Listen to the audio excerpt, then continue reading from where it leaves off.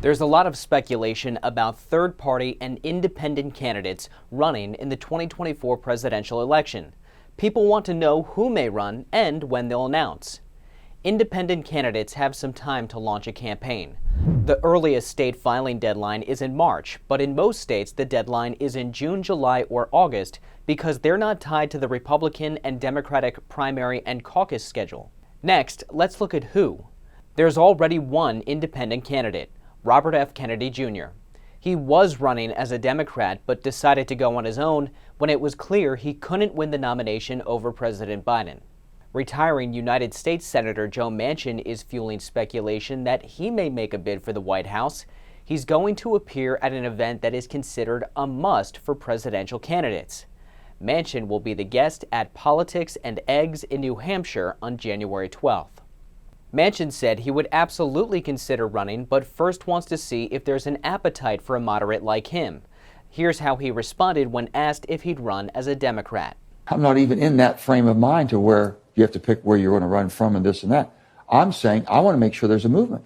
Maybe I'm by myself. Maybe I'm in the minority. Maybe the people don't think it's not that bad. Everyone I hear from thinks it's that bad. The polling reveals Americans do think it's that bad. A recent AP-NORC poll found that most Americans would not be happy with a Trump-Biden rematch. 56% of U.S. adults said they would be dissatisfied if Biden were the Democratic nominee. 58% said the same for Trump. In addition to Manchin, former Republican Congresswoman Liz Cheney, who voted to impeach Trump and joined the January 6th investigative committee after the 2020 election, said she will do whatever she can to stop Trump from winning again. That includes launching a third-party bid. But she said she won't do it if she thought it would help Trump. Here's what Cheney said about Trump winning the Republican nomination. If he does, then all of us across party lines have to come together to defeat him next November. And there are a whole range of things we need to do to think anew about nonpartisanship, about voting for the Constitution, not for whatever political party people may be part of. It matters that much. While those two individuals may run, the No Labels organization is considering nominating a candidate. No Labels hasn't committed to entering a candidate into the race yet, but if they do, they'll hold a virtual nominating convention.